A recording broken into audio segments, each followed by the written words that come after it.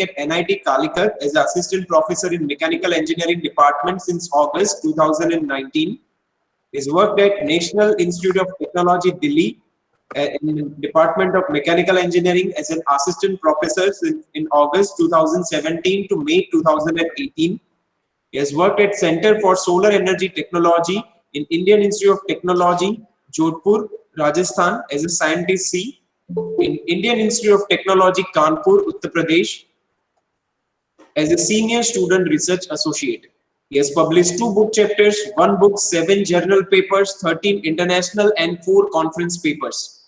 He has been a reviewer in many reputed journals, which includes Energy Journal of Elsewhere, Scientific Reports Nature of Springer Nature, the Energy Journal for the period of 2019 to 18 to 2015 as well, in Journal of Combustion and in Fuel Journal elsewhere in December 2014.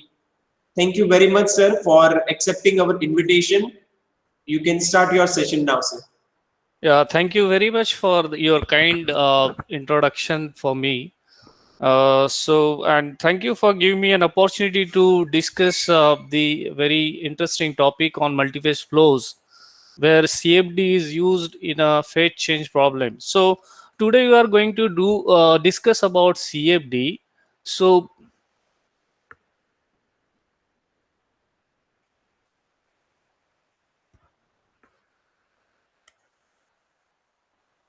So what particular CFD I want to discuss is finite volume method.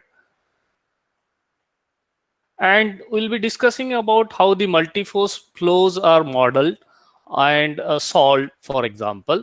And when I'm considering the phase change, I'll be more discussing about droplet evaporation. Okay.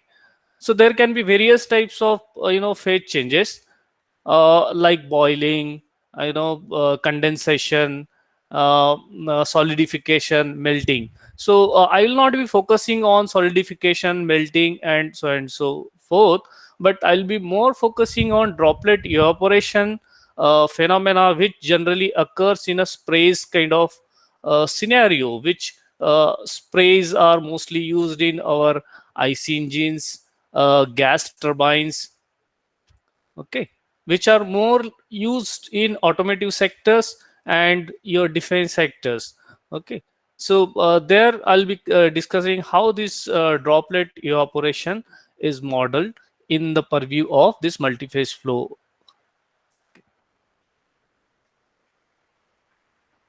So what I'll be doing is I'll be first giving some brief introduction about the multiphase flows, and then I'll talk about how the historical importance of multiphase flow uh, is there and when did it start actually, and then I'll discuss some of the applications of these multiphase flows, uh, and then I'll discuss a very unique feature of this multiphase flows which it has, that is the characteristics of the multiphase flows, how these multiphase flows are different from the single phase flows. And then I will discuss the governing equations. Okay, I will bring out some of the interesting features which are there in deriving these governing equations, uh, for multi-phase flows.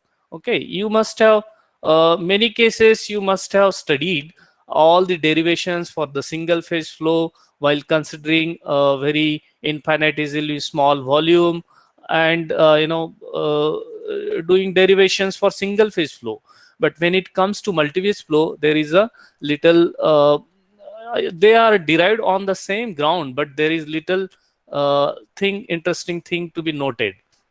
So that I'll bring out in this governing equation part, and then I will switch on to finite volume discretization method, which is generally used in any solver. Okay, most of the solvers like ANSYS, ANSYS Fluent, and all of this, so they are using finite volume discretization method. So I'll bring out how the finite volume discretization method can be used on a generalized equation, convective diffusion equation.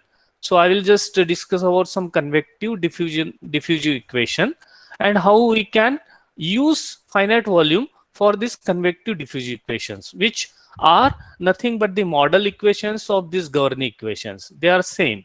So once you know how to do with convective diffusion equation, then you can do for any equation same time similar type of discretization. And I will discuss about also the boundary conditions, not only governing equations but also what type of boundary conditions we need to apply in case of multi-phase flow. So there are certain differences when we discuss about multi-phase flow in terms of boundary condition. So basically in terms of no slip condition, we'll focus, we'll see there are certain differences on multi-phase flows in terms of no slip condition.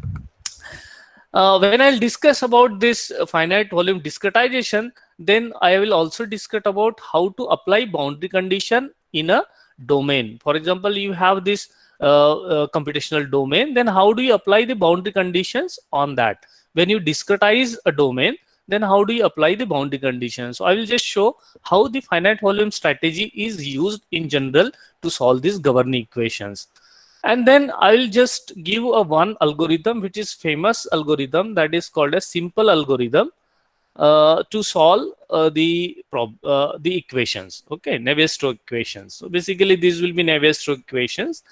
So a simple strategy will be discussed, and that can be commonly with little this discretization with little modification and little incorporation of two terms for the multiphase flows. It can be straightforwardly applied and solve the problem can be solved. Okay, once I discuss this thing, I will discuss about the, as I said, the phase change thing. So I will just discuss about the spray evaporation scenario, how the spray evaporation scenario is there, and how this spray evaporation modeling is done.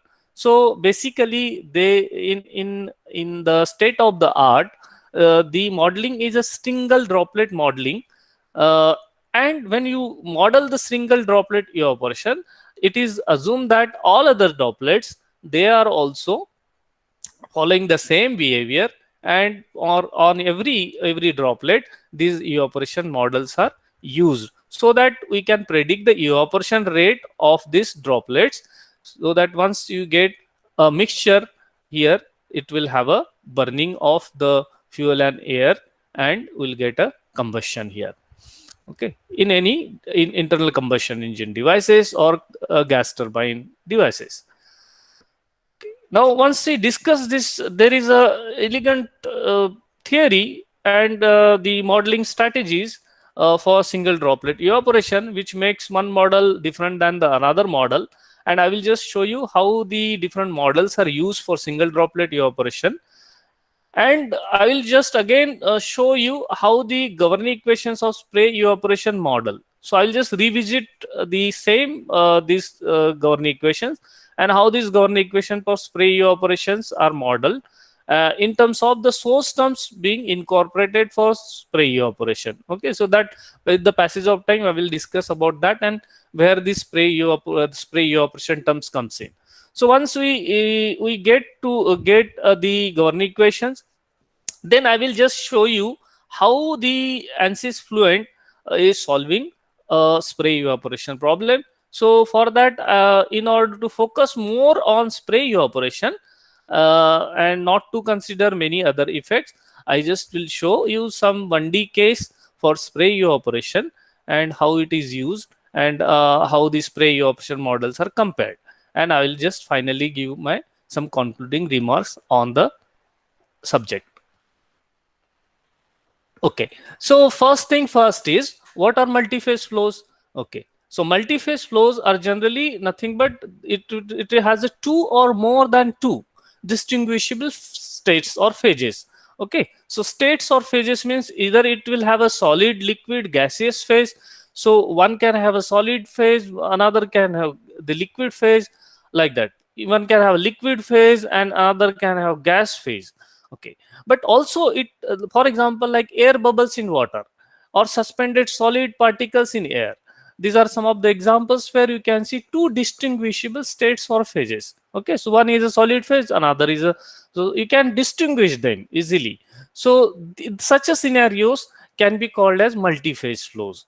Okay, so in other cases also, it may happens that there may be two distinguishable phases, but it will have a different chemical property, distinguishable phases in terms of distinguishable chemical properties. For example, oil in water. So oil chemically it is different, water it is chemically different, but both are liquid in liquid. So such a scenarios are also comes under the purview of multi-phase flow. So when there are two phases in picture, like say solid phase and gaseous phase, then we say that these are two phase flows. If there are three phases involved, then we call it as three phase flows, and similarly more than two and three is generally called as multi-phase flows. Okay, now these multi-phase flows are mostly seen in two types of scenarios.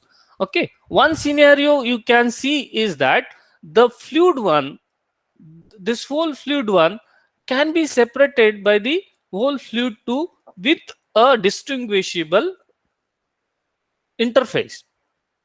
This is called as interface. Okay, so there are two continuous phases. One is continuous phase, another is also continuous phase. There is another scenario which is called a dispersed flow. The previous one is called a separated flow, where fluid 1 is completely separated by the fluid 2 with the sharp interface. They are not there is no mix, there is no voids, and this thing, there are no voids in the fluid 2 or either in fluid 1. They are continuous, but they are distinguished with respect by the interface. Second is a dispersed phase. In a dispersed phase, the second phase, so this is a fluid 1 and the other one is fluid 2. So you see the fluid 2, this is also fluid 2, fluid 2. So fluid 2 is dispersed. It is not a continuous. It is somewhere here, some part here, some part here, some part here, like that. So you may have uh, in the continuous domain, you may have the second phase. This is a primary phase, and the second one is called as secondary phase. So secondary phase is not a continuous, it is a dispersed in the continuous domain. So such a flow scenarios are called as dispersed flows. Okay, so having seen two types of scenarios, I'll just look at the historical perspective. Okay, so in the history, if you'll see and if you'll study the fluid mechanics, many of the fluid mechanics research has been done on mostly single phase. Okay, single phase flow, and the beginning of the study of the multi-phase flow starts with the World War II. And there initially the people have started with working with homogeneous mixed model, where the main problem is to find out the viscosity. In homogeneous mixtures, what they do is they essentially consider a one equation for the both the phases, and suppose there are certain properties to be included. For example, you have this equation del phi del t plus, say I'll just write it in 1D, del phi del x, and you have certain properties here like mu by rho, uh, and you have del 2 phi del x2. In that case, these properties will be mixture properties. Okay, so what here the problem then becomes to find out what is the viscosity. So main problem in such homogeneous mixed models is to find out what is the mixture viscosities or mixture properties. Okay, for example, if you have a heat transfer equation, then you might have instead of viscosity you might have thermal conductivity. So in that case, the main problem will be to find out the thermal conductivity of that model. Most other type of models were based on separated flow models. Okay, so in separated flow models, the basic initial beginning started with this Lockhart Martinelli. Okay, this Lockhart Martinelli they essentially postulated that, say for example, the pressure gradient. Suppose this is the phase 1 and this is the second phase. If you know the pressure gradient in the first phase, and if you know the pressure gradient in the second phase, and somehow this relationship between this the pressure gradient in phase 1 and pressure gradient in phase 2 is known, then we can calculate the total pressure gradient. Okay, but the problem in this is the total pressure loss is not a linear function of, there is no linear relationship available between delta P1 and delta P2, and that is the problem. This non-linear relationship between delta P1 and delta P2 made them to do lot of derive lot of experimental correlations. Okay, so they essentially gave lot of correlations for different scenarios, so for the specific cases. Okay, so based on the case to case, they gave different correlations, and their correlations found to be very good. And but the requirement was the different models has to be used. Okay, so the situation when the different regimes are applicable, which lead to the concept of flow regime map. So what happens is that is this particular practice, then people started following, and they started making flow regime maps, because a certain flow regime will have a certain flow model correlation, another flow regime will have another uh, correlation model. So people started making some correlation maps like that. If you see the books on that, you will get to know there will be some the dilute phase flow, and so things like that. So there will be different in the same phases, there will be different regimes evolved in time. So or in particular instant. So for that particular scenario, there can be different correlations. So people started making what are the flow regimes. Okay, and in that flow regimes, what are the Lockhart-Martinez relationships, and based on the flow regimes, the people used to start this experimental correlations and used to get results. Now that uh, people started more on flow regime maps. So Teitel and Duckler also suggested a map which is experimentally found on 5 non-dimensional groups. Okay, and this model again found not to be universal. That is a problem with this correlations. Okay, these correlations uh, are very good for different maps, but they are not universal. They found to be limited to only certain cases where you have a liquid and gas flows. And for instance, like microgravity, such situations, they are limited and they are not found to be universal. So what is the way forward then? Is that the most of the perspective for solving such a problem is to go for a numerical simulations. Okay, so various scenarios which we observe in, as I said, one is a separated flow kind of case, another is a dispersed phase flow case. Okay, so in I'll not talk this separated flow models. This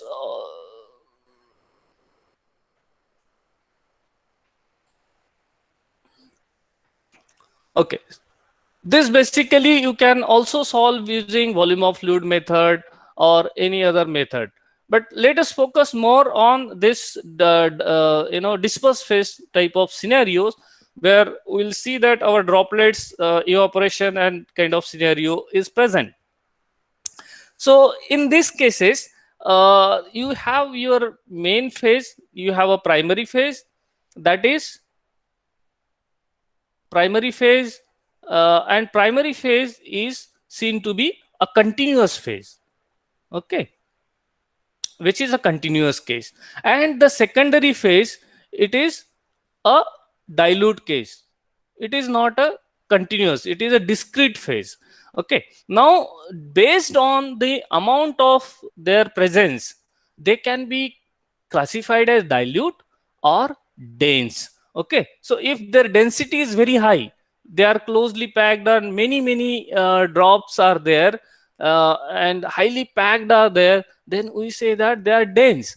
And if there's distances between the two droplets is very high, they are discrete and separated by large distances, then and they are very less in numbers, essentially the number density of number of droplets per unit volume is very small, then we say that.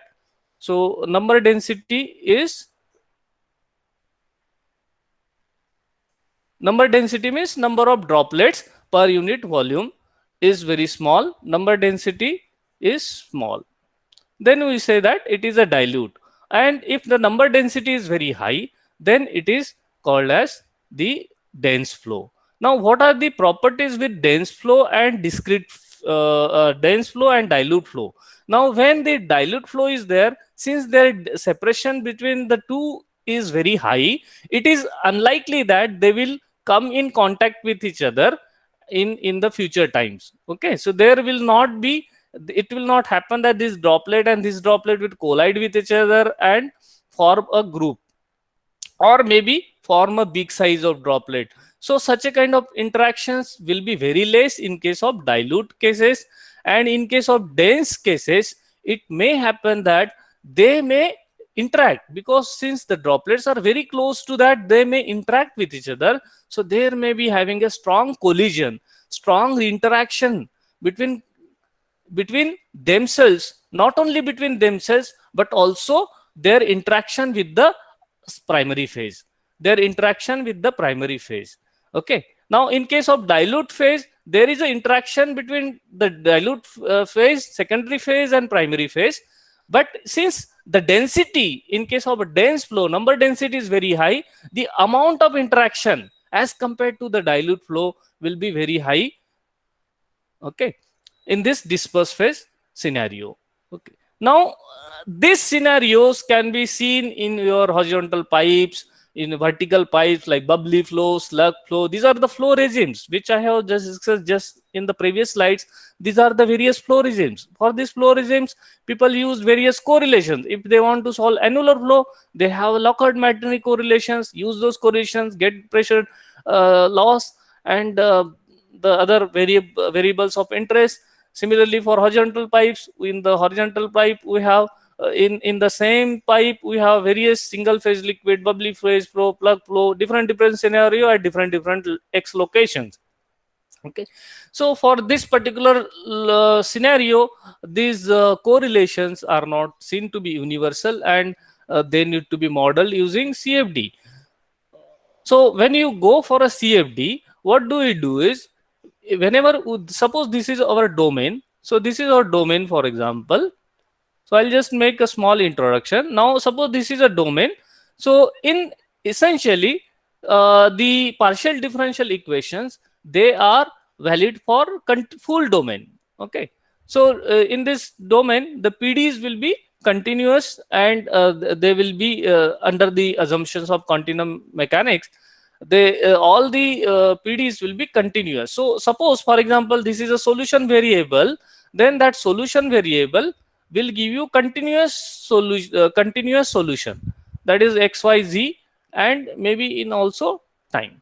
Okay, now when you do CFD, then this phi will be essentially not all x location, but it is a function of delta x, delta y, and delta g and delta t. Okay, what does it mean? That it gives you solution at these discrete locations. So you will get solutions at discrete locations. Okay, so for that, to get the discrete location, this continuous domain is converted into very small domains. So this is a one domain, this is another domain, this is another domain, this is another domain. Okay, the process of converting a large domain into very small domain is called as grid generation. You must have heard this. grid generation. So grid generation is an essential part of CFD, where we convert any continuous domain or full domain into discrete domains, and over these discrete regions, which are small regions, we get the solution. So this phi is a solution at this delta x, delta y, delta g. Phi is a solution at another delta x, delta y, delta g. Like that, we get discrete solutions. Okay. Now, for a continuous phase, there are two ways of doing. Now, for a continuous phase domain, you can generate a grid. Also, for a secondary phase, also you can generate a grid. Okay. And if you use a grid for continuous flow, if you use grid for primary phase as well as secondary phase, this kind of problems are called as solved using Eulerian model. Okay, Eulerian model. These are called as Eulerian model. So one grid for the continuous phase, another grid for the discrete phase is considered, then Eulerian model. In second case, there is a scenario called as Eulerian Lagrangian. So in Eulerian Lagrangian, what is done is that for a continuous phase, you will have a grid. But for a discrete phase, you do not have a grid, and we just track the position of this particle by using your equations like dx, position dx by dt, which is nothing but your velocity. So using this equation, you can track the positions of the particle, you can find out the velocities of particle using Newton's second law of motion and get the solution. But for a continuous phase, primary phase, we will have a one grid. Okay, so these two scenarios are there. First one is called as Eulerian, and second is Eulerian Lagrangian. In Eulerian, primary phase is also considered as Eulerian, secondary phase is also considered Eulerian. In Eulerian Lagrangian, primary phase is considered as Eulerian, and secondary phase is considered as Lagrangian model. Okay, now when there is a dilute kind of scenario,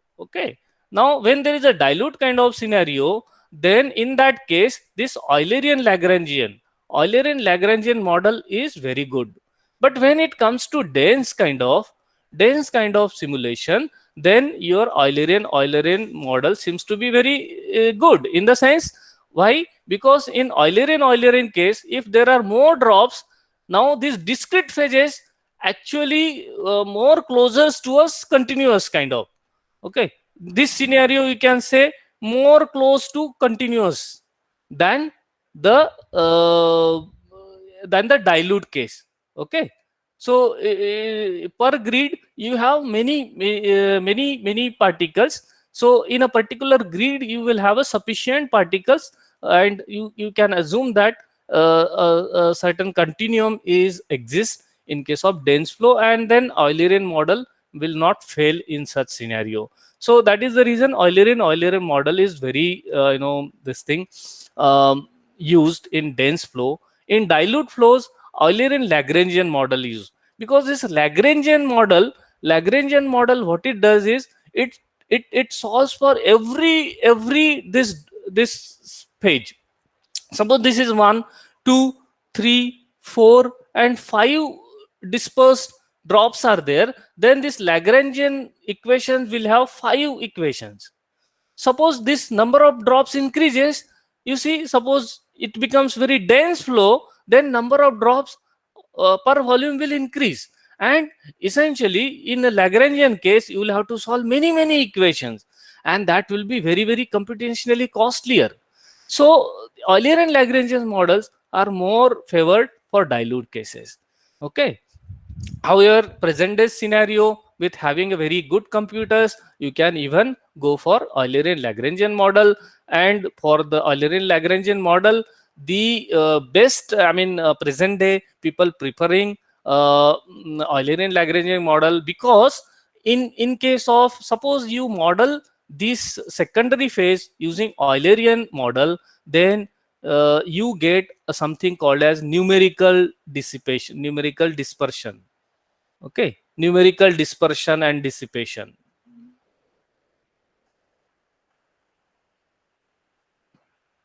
This is inbuilt in our scheme, inbuilt in our scheme. Okay, so whenever you have these equations of this type, del phi del t plus u, this is a way, this looks like a convection, right? So if you have these equations, then you may have some gamma here and del 2 phi and del x square. Now in these cases, in order to get this convection, you essentially use some sort of upwind schemes or backward schemes or forward difference scheme. By using those schemes, you essentially adding some more term here that is called a numerical dissipation term or things like that. So these essentially brought in the numerical dissipation inbuilt in that, and that creates some problem in getting the correct solution. Okay, so Lagrangian models do not have this kind of numerical dispersion and dissipation problem. So these Eulerian Lagrangian models are nowadays also seems to be found this thing. Okay, and the various introduction, I mean there are various books to give you essential introduction, whatever I was talking about, Lockhart, Martellini, this kind of models you can find out in this very good book, Two-Phase Flows by Wallis. It will discuss about one-dimensional flows, but in essentially the flows are not one-dimensional. Many times they are 2D and 3D in practical situations which are considered in aerospace industries and defense industries. So these models or the whatever the theory given here may be just restricted to your 1D simulations or just academic purpose. Some other textbooks like by the Croway gives you very good introduction to the modeling around about the Eulerian Lagrangian model. Two-phase flow model book is a very good book by Ishii and Hibiki, which shows you how to get the governing equations for the continuous phase as well as the secondary phase, discrete phase, in the scenario of the dilute phase as well as dense phase. So this is a very good book, and the modeling of this is essentially a research of the present days scenario. It's very tough job to model the multi-phase flow, and this book shows a very good introduction to modeling. Those who wanted in further, I mean after the lecture want to pursue, they can go through this very good book. There is another good book by Ishii, Aeon and two, which discuss about the computational techniques for multi-phase flow. So what are the techniques which I'll be, they essentially the finite volume method formulations we follow is consistent, but it doesn't use the same terminology which we are using, but those who want to pursue, they can see these books for the modeling of the equations as well as some of the CFD stuff for the multi-phase flow. Okay, so this is just for your this thing, but I'll also discuss now the applications of this multi-phase flow. So these multi-phase flows are found in the various scenarios, not only in industries and these things. They are ubiquitous in nature. So for example, this rainwater falling on the ground. Okay, so the dust, sand dust that is there in the atmosphere, that is also can be modeled, I mean, as a multi-phase flow. There are certain applications where spray drying and other things are used. So this hot spray is, this is sprayed, and drying gases are out and the product is taken out by using this. So this also spray this drying applications you can model, I mean, there's a model as multi-phase flows. You have this coating. Okay, so spray coating is also one example where the spray evaporation, spray vaporization, and multi-phase flow comes into picture, and you can model these flows using the content given in this lecture. Substrate formation, or I mean lamin, that is also one application from the manufacturing side. Another application from manufacturing side is the spray cutting. Okay, so water spray cutting, this is also one example. Then you have this you have this flow systems. So you want to transfer material one from this location to this second location. In that case, these multi-phase flows are used to transport essentially some these particles from one location to another location. This is also one application. One another application mostly you seen in your restaurants or malls, these sprinklers, water sprinkler systems are installed, and these water sprinkler systems you use spray in order to extinguish the fire which may potentially come there, and which may harm the focus of our interest is a scenario which happens in a gas turbine kind of case. So in a gas turbine cases, you have a nozzle spray where your the fluid or your fuel is injected, and when that fuel is injected, there are many things happens. Okay, so cavitation, exit flow, and then that once that thing happens, then there may be the primary breakup or secondary breakup of the layers may be taken, or droplets may be isolated, and this thing, and finally they will form spherical droplets or non-spherical droplets also. Most of the time they will be spherical based on the flow conditions. So once the drop has formed, what is the necessary condition for the combustion is that this drop should essentially vaporize. Okay, so if the vaporization of this drop is very very important to model. Okay, if there is a lag in the vaporization, suppose these drops are formed and now they are taking they are also moving, these drops also moving, and if they are taking a lot of time to vaporize, so what will happen is that they will take lot of space in order to finally, so instead of having vaporized here, they will get vaporized in another location. Suppose this is the length of the combustor, for example. Suppose this is the length of the combustor, then in that case it will take larger distance to get completely vaporized if this vaporization time of the droplets is not proper. So if your model here, then it will start combustion, and now the efficiency of this combustion depends upon how how efficiently these vapors are formed, and also the design of the length or the design of the cylinder. For example, length of the cylinder depends upon the vaporization rate. So if there is a delayed vaporization, if the models are not correct, and they could not predict properly, then you might land up in designing a wrong combustor or long combustor, and designing long combustor will be bulky and of no use. So modeling of this vaporization in a numerical scenario is a very very important task, and that is what our focus will be, to show you how we can model vaporization in this multi-phase flow scenario for the applications of this aerospace industries or automobiles or stationary power plants, gas turbine based power plant.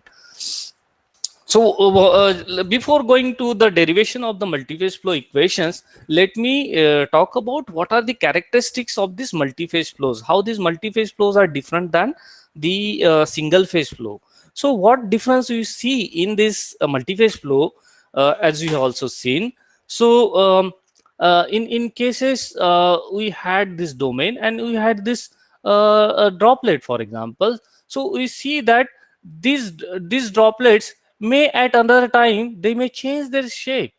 Okay, so what is this? This particular region which I have shown, this is a droplet, but essentially for this page and this page, this particular region is the interface.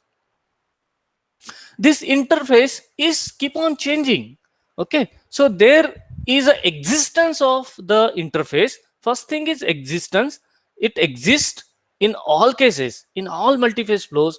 The interface is existing, and not only that, this interface is dynamically changing. Dynamically changing means changing with time. So it keep on changing. Its shape may be there, and at other time it may be different. So it's how do you model such thing? It's very complicated. So such a characteristic it has. What other thing is, it has a significant discontinuities in the flow properties. So here, for this, for example, the flow property of this, suppose this is air, the property of the air, say density of the air is very different, and this density of this phase, for example, this is a water, then we know that density is very very large in case of water as compared to air. So these large discontinuities, they happen. So you see, there is here the large, then again there is a large, but in between there is a small. So this kind of discontinuities in fluid properties you can see in all multiphase flows. What is another thing is, this scenario around this, for example, this particular phase. So near this particular interfaces, many things happens. Many complicated flow field scenario come into the picture here. Near this, very near to this, so you may have formation of boundary layer, thermal boundary layer, and velocity boundary layer, and many complicated flow scenario may come. You may have the surface tension acting on that, and things like that. So complicated flow fields are there in near the interfaces, and modeling that is again can be a challenge. Okay, say for example, we are right now talking about irrespective of the flow type, laminar or turbulent. Now suppose in case you go into the turbulent flow, now once the turbulent flow is there, now in continuous flow you may have eddies. So now these eddies may interact with the discrete phases. Now this interaction of these eddies with this dispersed phases is a complicated scenario. Okay, so you can see this are mingling with the droplets and at any other times.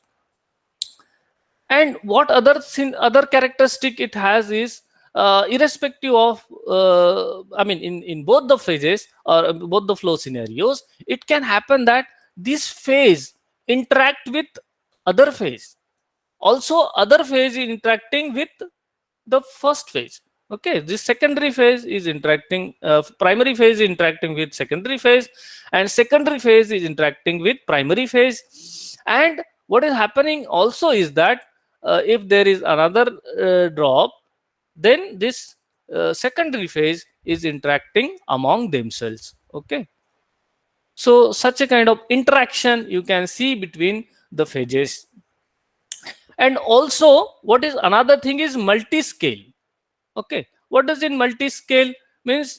You may see very small droplets, you may see very large droplets. Okay, also the things which are happening here, they may be over the time, they may be they may be happening at very short time. Some things are happening at large, it takes large time to happen. Okay, so you see in terms of space, in terms of time, you see there are scales, multiple time scales and space scales. Okay, so these are varying, and you see multi-scale nature of the problem. So you have a so in short, you have dynamically changing interface and discontinuous of the fluid properties, complicated flow fields, interaction of eddies, exchange between flows, and multi-case.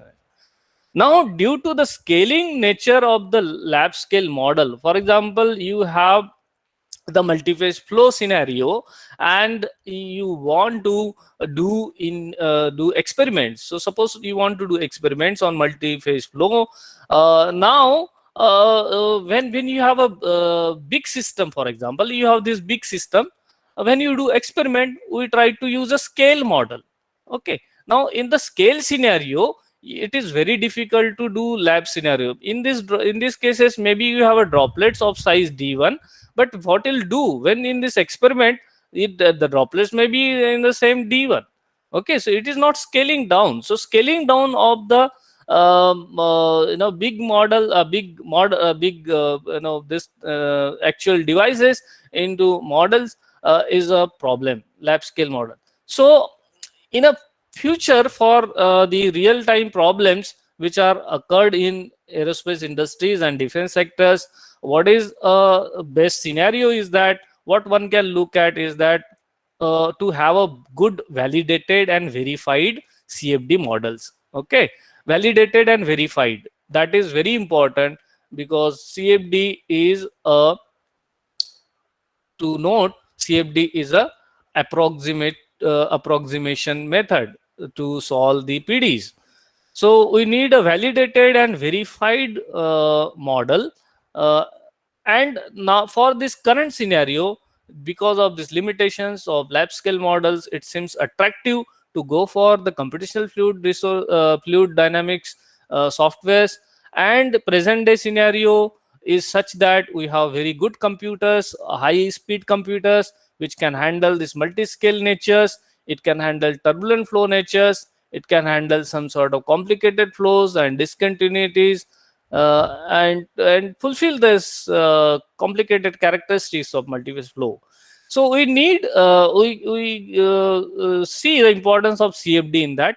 But to do CFD, we need a governing equations. Okay, so we need a governing equations like Navier-Stokes equation type of equations for multiphase flow. And what I'm trying to show here, in general, the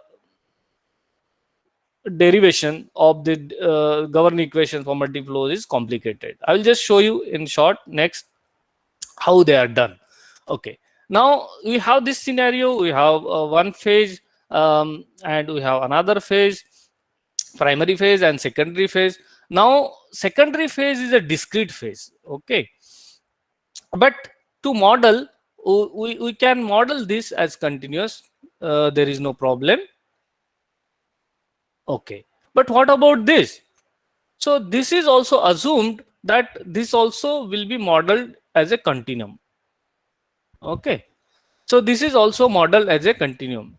Now, and this need to be modeled as a continuous phase because it is a discrete in nature, and it discrete in nature, then how we'll solve it. So we are starting with this thing that we assume that they are also continuum, and they are intermingling with each other and interacting as a continuous phase. Okay, so it is assumed that this dispersed phase so is a continuum, and they are intermingling with each other, and they behave as if they are continuous phases, not discrete phases.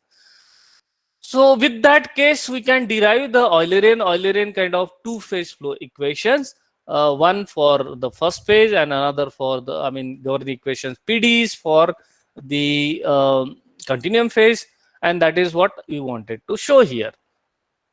Now, when you do this assumption, continuum assumption, and when you see the discrete nature and you wanted to put it in a continuum framework, what we do is that we say that we now discuss about the averaging properties rather than the individual properties. Okay, so to characterize the discrete phase properties, an averaging procedure is done. Okay, this averaging procedure is similar to what we do in turbulent flows. Okay, but right now we are not considering any laminar or turbulent flows. So even this flow is not turbulent because of this nature of the discrete nature of these particles or droplets.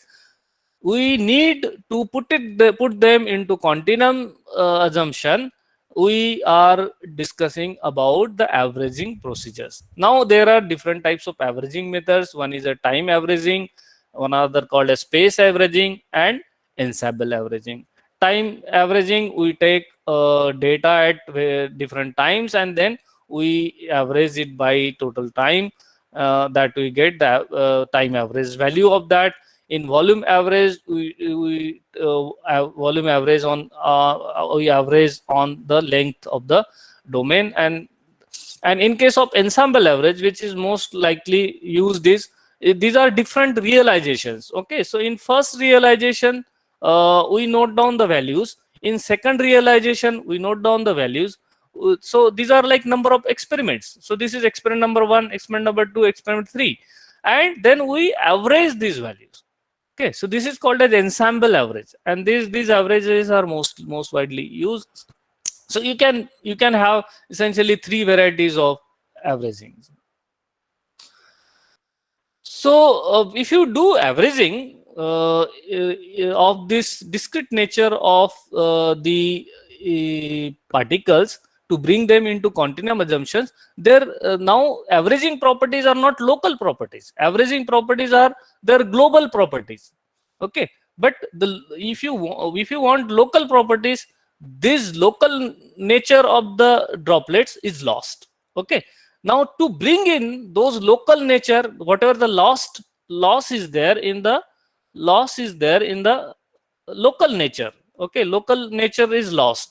So to bring in that loss into picture, there you need a semi-empirical closure relationships. Okay, so if you put in these closure relationships, which are semi-empirical in nature, experimentally found or things like that, then these semi-empirical correlations close the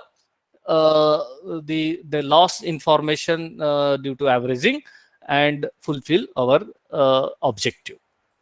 Okay, so that is the procedure. Okay, now these derivations. So in case of single phase flow, what do we do is we take some infinitesimally small volume. Okay, and we also take maybe another case like we take control volume. So there are 2 scenarios in which we take in single phase flow. Similarly, in also the multi-phase flow, we derive the local instantaneous conservation equations for the phases. So for phase 1, we will derive using this same concept for phase 1 and phase 2, or maybe using this control volume concept for phase 1 and phase 2, we can derive the equations. Okay, so once you get the local equations, now you see this is very similar to our single phase equation del rho. This is a continuity equation. Okay, conservation of mass, incorporating conservation of mass, del rho by del t, del dot rho u. Now this k represent the phase. So if there are 2 phases, it will be k is equal to 1 or k is equal to 2. So it is a local equation, local continuous instantaneous equation. Now to get the average equation, essentially you have to introduce something called as phase indicator function. Phase indicator function is chi, phase 1, phase 2, phase 3, like that. This k will vary. If this chi is 1, if the k phase is present in that time. If it is not present, if k is not present, then it is 0. So its value is 1 or 0. If it is present, then its value is 1. If this value, if it is not present, then chi1 phase is not present, then it is 0. Chi2 phase is not present, then its value is 0. So this is the property of this phase indicator function. Once you take this phase indicator function and multiply this equation by this phase indicator function and take the average, so any type of average, so say ensemble average you have taken, then once you take the averaging, you get these additional terms. These additional terms are observed. These are called as interfacial source terms for mass. Now since this is a continuity of mass equation, mass conservation equation, so whatever the source terms we got, these are called as interfacial. These are obtained because of the whatever is happening at these interfaces. Okay, whatever is happening at these interfaces, they appear as a source term in the continuity equation. Okay, similarly you can derive the momentum equation. So you derive the momentum equation and you get these terms as a source term for momentum. Similarly, you can have an energy equation and you will get source terms for the energy. Okay. Now, once you get this equations in terms of averages, now see there are certain things where you see the averages of the product. Suppose this is a one quantity, this is another quantity, and then there is an average of these two quantities. So calculation of these products of averages of the product is very difficult than calculating the product of the averages. If there is, this is a first quantity and this is a second quantity, then this is very easy. This is very easy as compared to calculating such a quantities. So we need to do some sort of procedure here in order to separate the mean flow from the fluctuating quantities. And this is similar to what we do in a turbulent flow. We take the average, this is mean, and any quantity. In that case, we used to take any quantity is high, that is the mean, and used to take fluctuating quantity. Okay, so like that. Now in this case it is average, so you have to take average quantities and the fluctuations. Okay, so if you do this and if you drop these bars and brackets and parentheses, you get finally these equations. Now these equations are very likely you can understand that, and the chi is now replaced by the alpha, and you get the this is a continuity equation, this is a momentum equation, and this is a energy equation. So these are very similar to what we generally see, with only difference in source terms. So this is a source term, this is another source term, and this is here another source terms for the particular mass, momentum, and energy which is happening at the interfaces. Because of that interfacial exchanges and what are the complicated processes happening over the interfaces due to nature of the characteristics of, or due to nature or characteristics of the interface. Okay. So if we know these terms, then we need some equation for this to solve. So if you use a linear relationship, this type of linear relationship, then your equations becomes another easy. So this is kth phase from to lth phase to L to L k phase, like this interaction is there. So these equations becomes very easy, and then you can solve this with this known linear source terms for mass, linear source term for momentum, linear source term for energy, and you can solve these equations. Okay.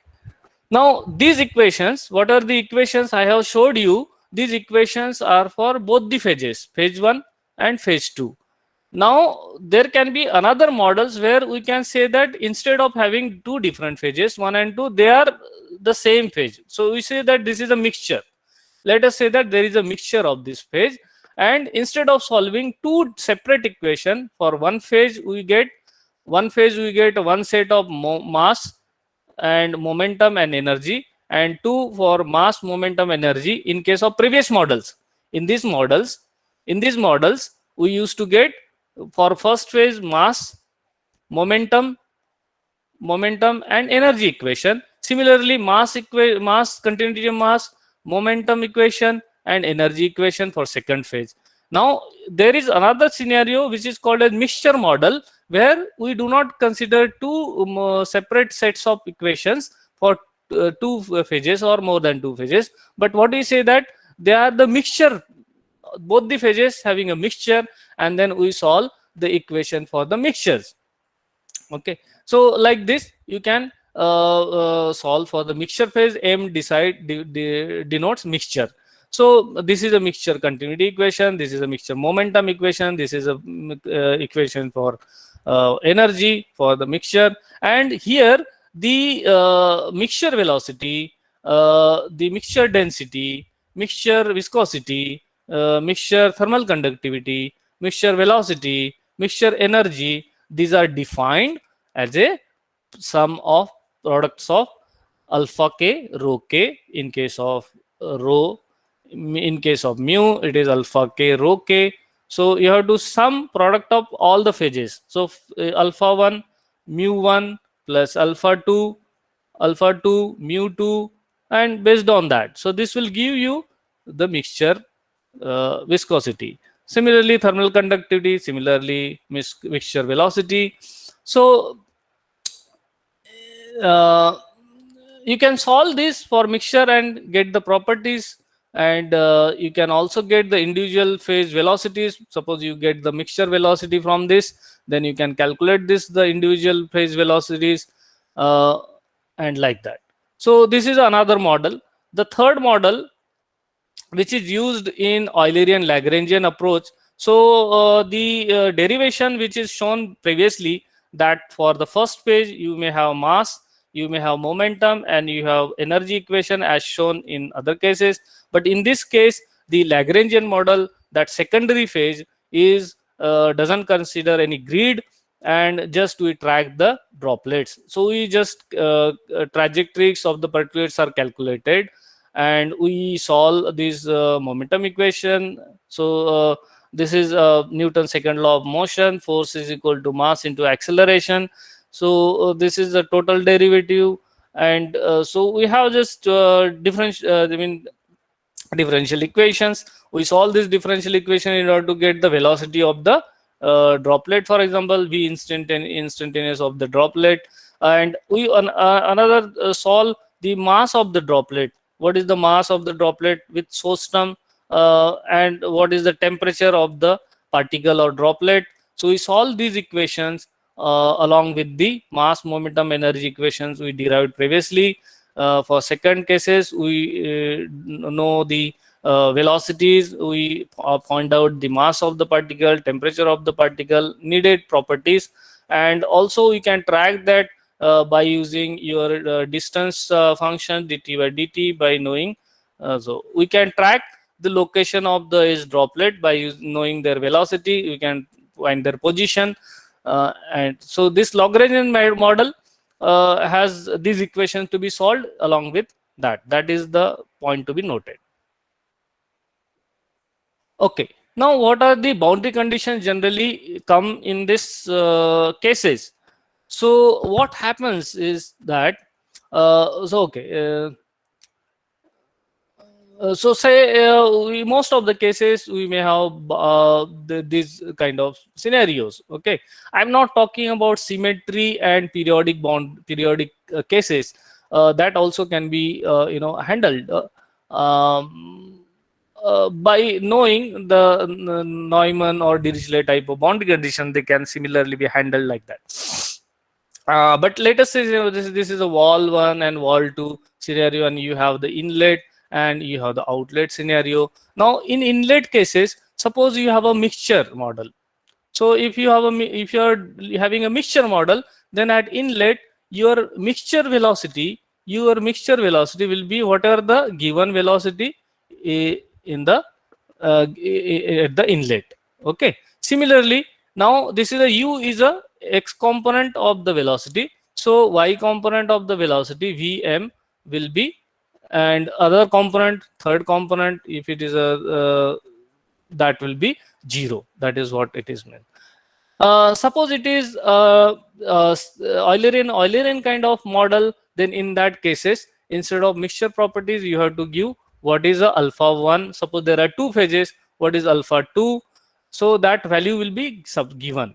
So Dirichlet condition means, in Dirichlet you have this given value. This is always given, known value. This is always given. Okay, so you have to specify what is alpha 1, alpha 2. You have to specify what is u1 and u2 at the inlet, and v1 and w1, v2, w2 will be 0, like that. So these are Dirichlet conditions with given values. Dirichlet conditions means always you have any function will be a given function here. Okay, so that is Dirichlet. A Neumann condition, at any function will be given as a derivative. Okay, this is a Neumann condition. So at outlet generally a Neumann condition used, and for mixtures you can use Neumann conditions like this is should be V and this should be W. So U, V, W, they should be 0. So they considered to be 0. Here, what is meaning of that? What is the meaning of that? It means that at the outlet it is considered fully developed. Okay, it is this is assumption so made while deriving this. It is assumed that they are fully developed. For the Eulerian kind of scenario, alpha, so alpha will come into picture. U, V, and W, they all has to be 0. So the derivative of alpha, U, V, W is 0. That is called a Neumann boundary condition. And at solid boundaries, now at the solid boundaries for mixture model, so in case of mixture model, UM will be 0, VM will be 0, and WM will be 0. This is called a no slip condition. At this thing, you have a no slip condition. Okay. And in case of the other flow, when you do not have a mixture model, if you have one phase and second phase, then for a continuous phase, you use a no slip Dirichlet condition. Okay, point to be noted. But for alpha, for continuous phase, we use Neumann condition. And for the secondary phase, we use slip conditions.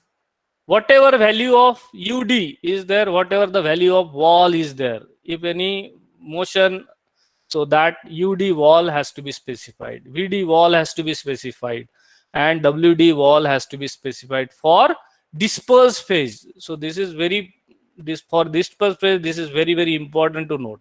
For a dispersed phase, you do not have no slip condition. You always use slip condition. There is always slip condition.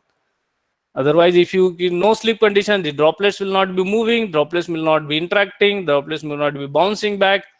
Okay, so that slip condition is mandatory. And what about alpha? Alpha D, once you know alpha C, alpha D is already known. So 1 minus alpha C is a boundary condition at the wall. So these are the boundary conditions generally used. And how do we do finite volume discretization, that I will talk. So this is a generalized convective diffusion equation. So this is a these two terms are convection term. This is a diffusion term.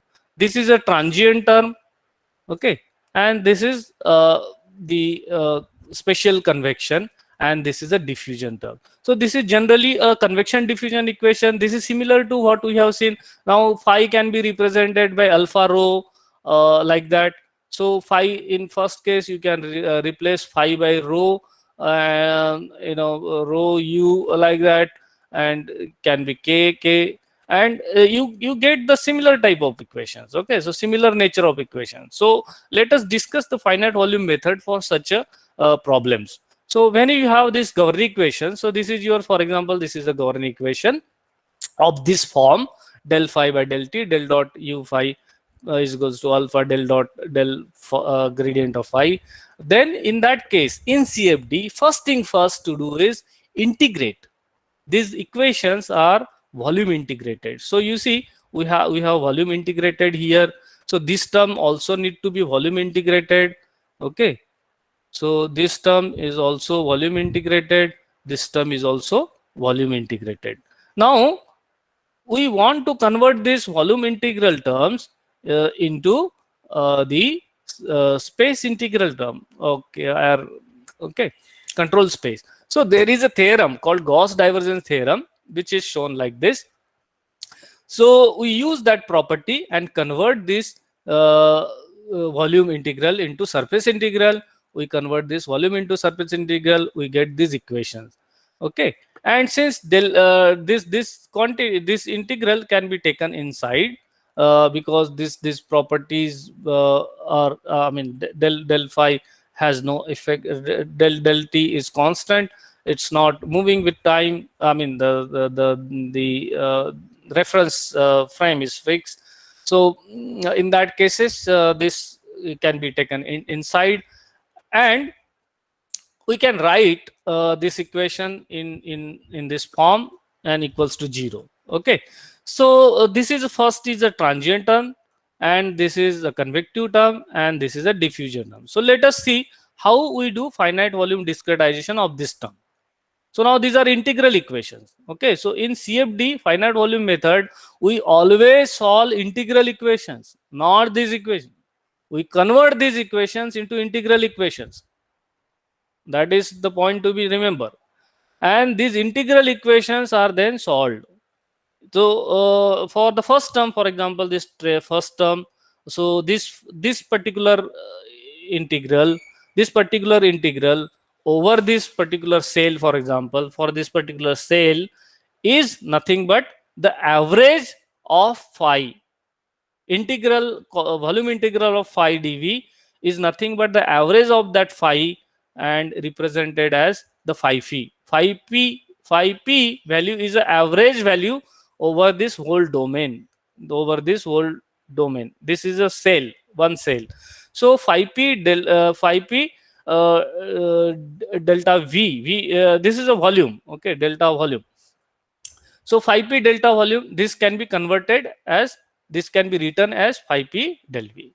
So in finally del t, this can be represented as Euler forward in time. So n plus 1 minus n, you can write delta phi is already there. Phi p, now this phi p is discretized with respect to time. So phi p n plus 1 is new time. This is a new time, and this is a old time. Okay, that is a convention we use for moving from one time. So we have to move from time 0 to time 1, 2, 3, like that. So in that case, this n is 0, and n plus 1, n means the old one, n plus 1 means new, like that. So new minus the old one divided by delta t. This way you can discretize the first term. For the second term, which is nothing but now the surface integral phi u dot ds.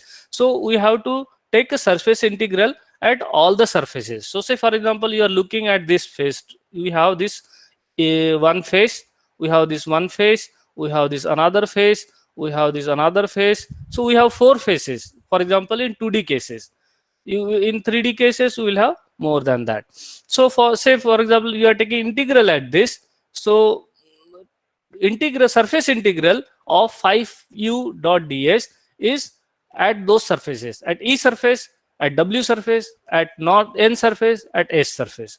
So you can write them individually like this, and we know that delta S in case of E is nothing but delta y1. Okay, so here you see this is nothing but delta y. This distance is delta y, and we need to get the area of that. So what do we assume? In 2D cases, we assume that the third direction is always unit.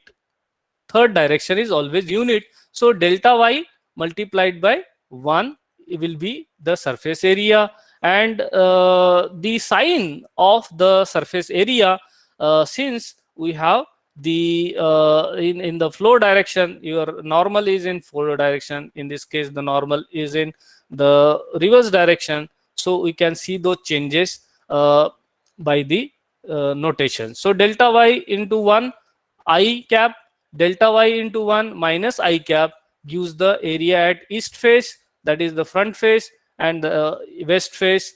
This is the east face, and this is the west face. So areas are surface area oriented in negative direction. This is oriented in positive direction. That is what. And in north and south also, you can take like that to get the north and south. For north case, we have this length. This length is delta x, and another length that is nothing but unit. So in 2D cases, always consider at unit.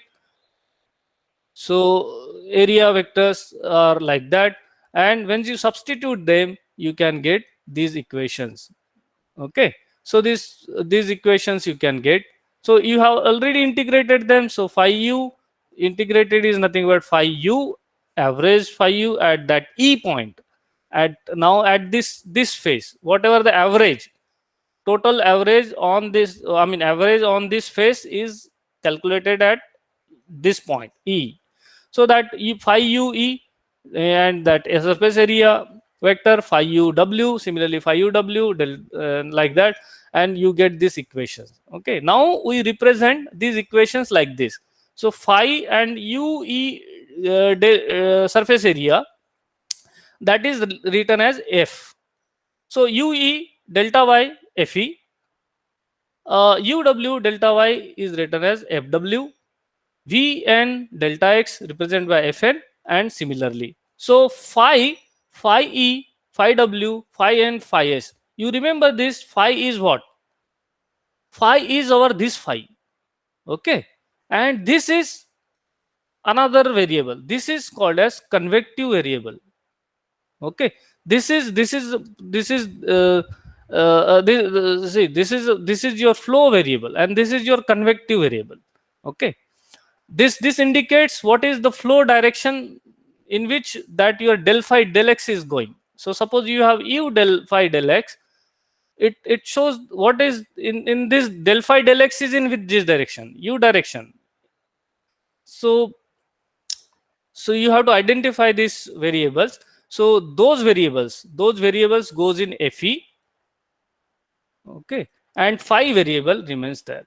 So there are, in order to discretize these terms, phi, phi w, and Fe terms, we use this method. So for example, to calculate this ue, uw, un, phi n. Now to calculate this ue, u phi, uw like that, many cases this central p values u and central east, these values must be known, may be known. Okay, and from this interior points or cell centers, we need to find the values at the faces. So what do we do? We take the average of this and we get the value at E. We take the average of P and E and we get the, so you see UE is calculated by taking whatever the value at pth point and whatever the value as cell center UE, and take the average of that, get the UE. Similarly, to get the average at UW, for UW you take pth cell and UW at the the back of that. Okay, so PW. So this is a capital W, as I shown in the figure. Here I have shown capital W. So P at what are the velocity at P, what are the velocity at W, that average will give you at small w. Similarly, V velocity, here only V component, vertical component is there. So V velocity at N will be V velocity at capital N, V velocity at capital P, and divided by 2, like that. So you see UW, UN, and US are calculated in that manner. And once we know that UF and all UE values, which is nothing but also FE, okay, FF values. Now we can say generally this is FF. We can say it's like FF. F can be your east face, your west face, north face, and south face. So FF means you can say FE, you can say FW. So we'll just generalize it. So in general concept, then if the value of FF is greater than 0, then we'll say that whatever phi f is nothing but equals to phi p. Else it is phi f capital FF. So small f, capital F is nothing but capital E, capital W, capital N, capital S, capital T. So for example, in this case, suppose you are talking about east face, and we observe that suppose FF means FE. FE is greater than equals to 0, then we have to take FE is equals to FP, capital P. Otherwise, if that is not the condition, then phi E will be equals to phi. What is FF? FF is for east face, it is east. Okay, so phi E will be there if the condition is not satisfied. Similarly, we will keep on doing for other faces like west face. You will keep on doing for the north face. You will keep on doing for the south face. This is a generalized equation for that, and this is called as upwinding scheme. Okay, this is the one scheme I have discussed. There can be second order upwind, there can be quick scheme, and you can, I'll just give you the reference. You can go through this reference for these higher schemes, but I just wanted to make a point how these terms are discretized and solved. Now comes to diffusion term. Now this diffusion term are also like surface integrals. So surface integrals, what are the surface? East surface, west surface, north surface, south surface.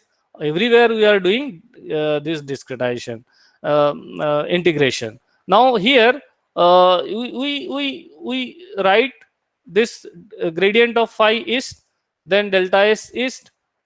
We just simplify them, we then note them like this, and now here we know that this delta s, already know that it is delta y. This surface vector is nothing but delta y, delta x, like that, with negative signs. So negative signs are incorporated here in order to change this. This could be phi p minus phi w minus delta y. So they are brought in. Now here, in order to get gradient of phi, now gradient of phi, suppose gradient of phi del x, then it is obtained del phi del x is at any p. So del phi del x at p is calculated as the phi east forward, phi east central difference, phi e minus phi p divided by whatever delta x present in that. So central difference is used. Central difference is used in order to get the value of gradient at p. So here you have east cell center, here you have the west cell center. To get the gradient at this pitch center is our focus current location. So at this current location, what is the gradient? To get that gradient, we use central difference. So whatever distance delta x is there in the x direction, now see we are in x direction. So the distance between that and divided by this is giving you the value of the gradient of phi. So in general, we can write ff d phi as alpha grade phi f and sf dot sf vector. Okay, so we can define like this. Okay, just to note them. So finally, our discretized forms in general, they become like this. Okay, volume at the pitch cell phi p n plus 1 minus phi p n delta t, and you have summation of phi a and f's, that is from your convection term you already seen. We have summation of all ff d phi m d phi terms, and here the n plus 1 and n terms are given, and there are m, there is m and m given. Now based on the nature of the problem, it can be explicit, it can be implicit. If m, all m are n plus 1, then it is implicit. What does it mean? It means that only there are more than two unknowns. If there are more than one unknowns are there, then it is called as implicit.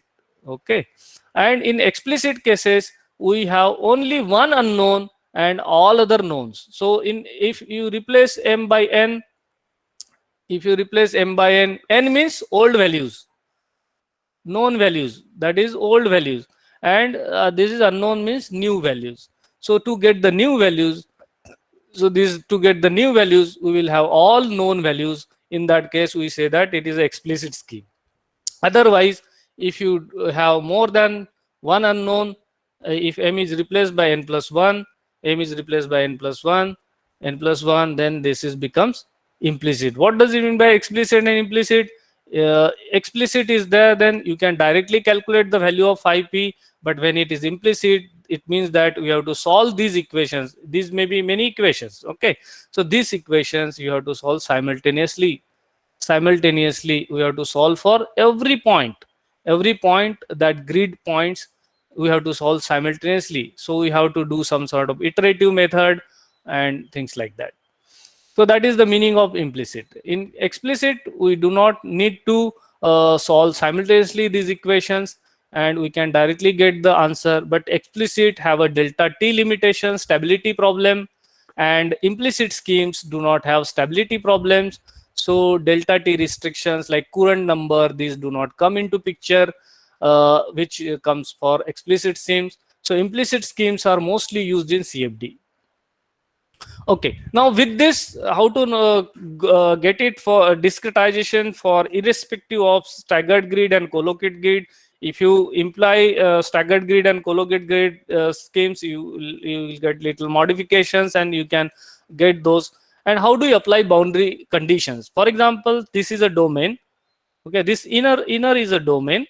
So this is your computational domain, and now boundary conditions are given. So suppose at this boundary, this left boundary condition is given. Now this boundary condition can be of Neumann type or Dirichlet type or Robin or mixed type. Okay, now I'm only discussing Neumann boundary condition and Dirichlet boundary condition.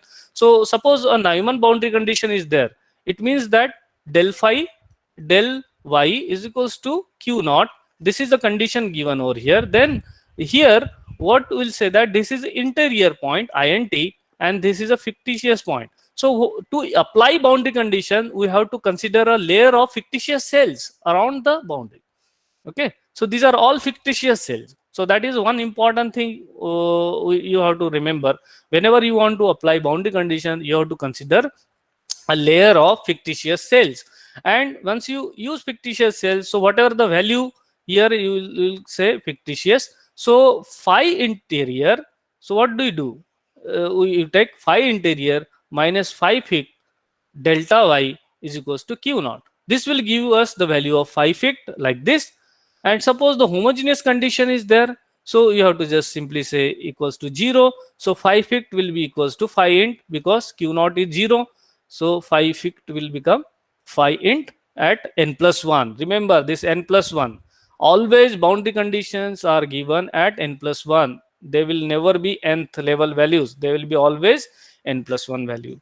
But once you solve for interior domain, these boundary conditions always has to apply after solving interior domain. So once we solve for all these points, once we solve for all these interior points, then only boundary conditions are implemented. Okay, you don't have to implement boundary condition before that, because if they are always n plus 1. So once they are calculated here, n plus 1 phi interior, this is known even though it is n1 plus, because from interior this solution is known now because you have calculated just now. So these are known for this thing. In case of Dirichlet boundary conditions, so always it is a sort of some phi is specified phi q naught. So what do you do is you take average, whatever interior is there, whatever fictitious there, that average is calculated and you'll get q naught is a known value. This is a known value, so it doesn't matter whether it is n plus 1 or 1, and these values are calculated like that. So boundary condition implementation is done through the fictitious cell. Okay, that is a point. And how it is done, I just shown with examples. So if you do this, you can get. But we were discussing about the convective diffusion equation. Now, if you take a momentum, this Navier-Stokes equation, then you get a pressure terms like del P del X, 1 by rho del P del X. Now, how do we do that? These terms. So we again take a triple integral of that, volume integral of that term. So we define something like P Q vector, which is P I kappa I cap. Then we can write these integrals as like this. Okay, and using Gauss divergence theorem, we can convert volume integral into the surface integral. So finally we can write surface integral like this, and after simplification we can get equation like this. So in case of finite volume, U momentum equation, we get this pressure as a source term. In V momentum equation, Y momentum equation, we get pressure as this source term like this and like this. Now we can integrate these equations in the similar manner we did for east face, west face, south face, north face, top and bottom, if it is a 3D. So you can do these integrations for those cases and get those values, proper values. So once you get this, Your Navier-Stokes equations will also discretized forms will look like this. So with this discretization, you can have, and this m can be replaced by n plus 1, or n will decide whether it's implicit or explicit. But pressure, when you are solving Navier-Stokes equations, pressure is always unknown, because for incompressible flow, unknown for incompressible flow, because in continuity equation there is no pressure term, there is no density term, so there is no way to calculate pressure. So pressure is always unknown in this Navier-Stokes equation, and the that lead to the what is called as you have to find out the pressure correction equation, Poisson equation for pressure correction, or pressure equation for collocated grid, pressure correction equation for staggered grid, and you have to solve these three equations. So once you solve these three equations, you get the solutions.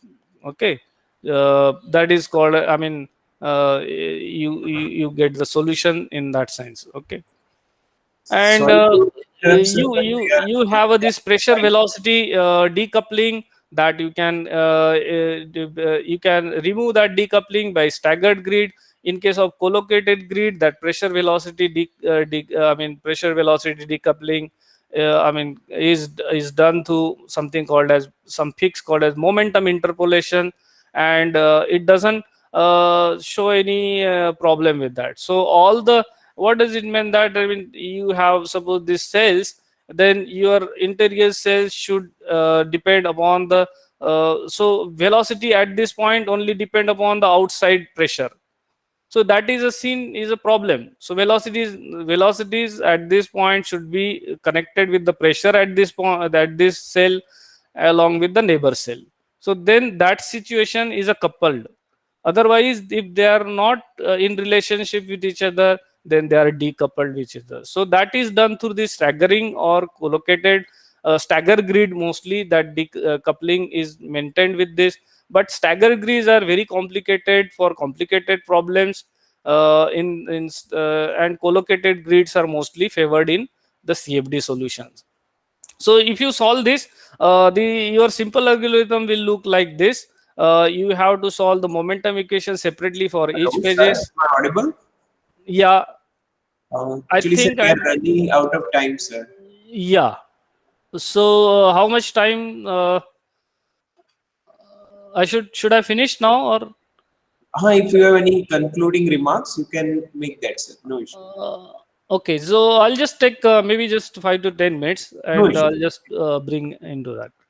Okay, so here you can solve the momentum equations with updated values of pressure and mass flux, and then you can solve for pressure correction equation. So once you solve pressure correction equation with this momentum equation values, then you can recently obtain velocity field values, then correct the mass fluxes, pressure and velocities in pressure correction equation, solve the other equations. I mean, for scalars like any other scalar like temperature or species mass fraction, or turbulent and quantities like k, epsilon, and other terms. Okay, and you can check for the convergence and continue when you continue till you get the convergence. Now when you consider the spray scenario, you can model, as I said, Euler Lagrangian and Euler and Euler and Lagrangian, and you can model turbulence by Rans model or LES or DNS. LES and DNS can be accessed from these very good books, and Rans is generally used for your, still it is used for your practical applications, and they are reasonably okay to go ahead with. Now in this scenario, there are many intermediate steps happen before formation of drops that can be modeled using these models available in literature. And if you consider this spray scenario, we have these basically two types of model: kinematic model and hydrodynamic. Kinematic models, essentially they consider the molecular dynamics, and hydrodynamics model do not consider the molecular nature which is happening of the is the extinction. So what happens is that droplet is there, when it evaporates, it's like itching, it is taking the material from it. So that is modeled in dynamics model. Hydronic model do not consider that thing.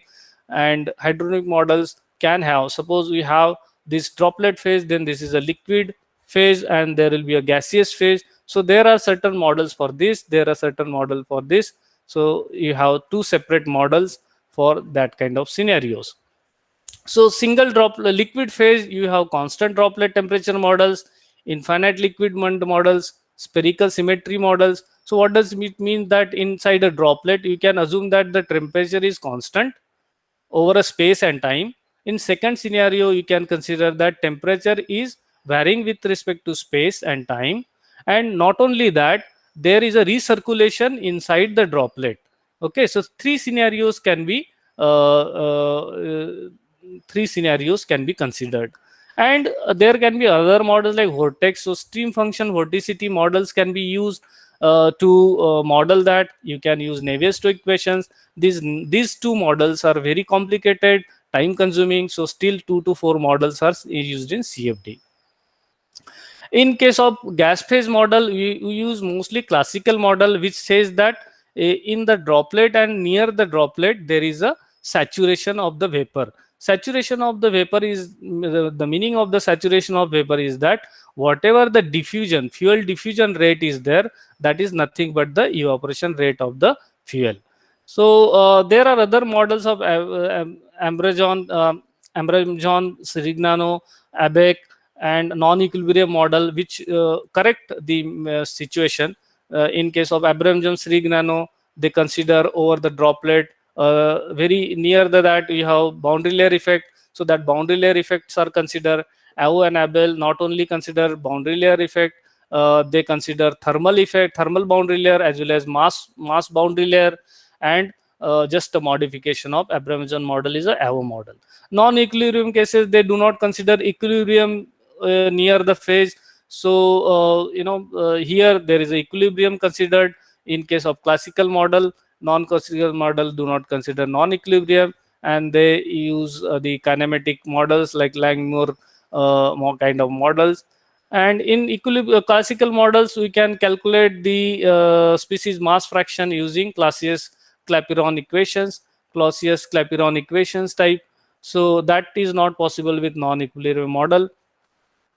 And once you do the modeling, there are relationships in terms of dm dt, dt by dt, and in most of these case correlations are obtained. Nusselt number as a function of Reynolds number and Prandtl, Sherwood number as a function of Reynolds number and Schmidt number, to incorporate the convection. Suppose you have a droplet and then you have a convection here or conduction, and these effects are there. These are modeled through this empirical correlation.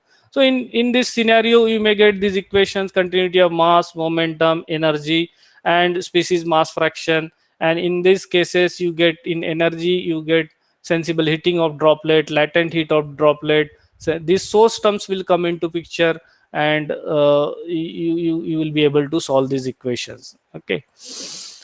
So these equations, dm for mass of particle, velocity of particle, as you said, this is a Lagrangian kind of forms. You get the source terms here. Okay. And here Bm is a Spalding mass transfer number, where Yf is a ratio of Y. So Y is Clausius-Clapeyron equation. CD and SHFB, I mean the Sherwood number and Nusselt number are used to know the value of Kc. And AC, K is thermal conductivity, H is heat transfer coefficient. These correlations are used in order to get the values of these Kc and H. Okay, so once you solve this problem on any domain, so this is a 1D domain we have considered. So in a 1D case, there is a drop coming, and then this drop is evaporating in the X direction. So in order to model 1D case in a 2D framework, we have done, and we have used use a symmetry boundary condition here. Symmetry boundary condition, it means that nothing is happening in this direction, only happening in is 1D direction. So using this and boundary conditions mentioned here, various boundary conditions you can note, and we got the grid independence first, and the result shows the mass fraction of ethanol with the analytical solutions. The fluent is a red one, and there are certain models we have developed in our case, which are C1, C2. I have not discussed these models, but these models are compared and found to be that C5 model is close to the analytical results. Again, droplet diameter, that droplet is reducing in its diameter, so prediction of that droplet with time is plotted, compared with the fluent solution, analytical solution. Our models, C5 model, again gives very good results. Okay, so what is I'm saying is that multi-phase flow is very complex. Empirical correlation of pressure laws are not universal, so CFD is necessary, and you have to use a continuum framework, and these equations are still under research, and to find the closer models, and you can always go for finding closer model for evaporation, for example. So the one model which I have discussed for evaporation model is that single droplet model. Even though in many in the real cases there are many droplets in spray, what is done is a single droplet modeling is done, and what a single droplet modeling is there, then it applies to many droplets, and that is what the state of art is. So that is what I mean to say here. And most of the CFD software still uses classical model, and you can always propose many other models or classical models, and you can carry forward your research in that direction in order to predict the evaporation rate uh, accurately. Thank you for your time. Any questions you have, please? Thank you very much, sir. It was really a nice session. Any participant having any questions, they can ask. Yes, any participant having questions?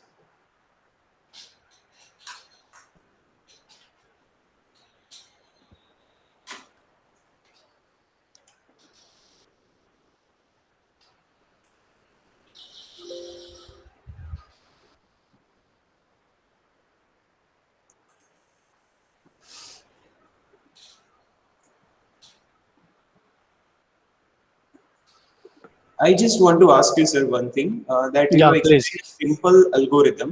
So Yeah. any other CFD technique which is popularly used for this multi-phase flow, like pressure correction method and In any terms of other? see, if you are asking me about the finite, I mean this CFD method, then there are many other CFD methods like lattice Boltzmann method, that is also popular. Now you are asking about this pressure velocity and this effect. Okay, so this pressure velocity coupling is, as I said, about this staggered grid and collocated grid. Okay, so staggered grids are mostly favored because in staggered grids it is found that the velocities and pressures are not decoupled, so you get a good coupling, and you do not get any problem in getting solutions. But that was in the same time collocated grids were there, and if people are using the same strategy in collocated grids, they used to find that the problem is there in terms of pressure velocity decoupling. To fix that, they use a that is something I said, that fix is called as momentum interpolation. Okay, so if you do that momentum interpolation, you do not get the pressure velocity decoupling. And you can, and right now in present day scenario, you Fluent and all this everywhere, in all CFD codes, this collocated grid arrangement is used. The difference between collocated grid and staggered grid is known to you, and Yes. I think many our participants.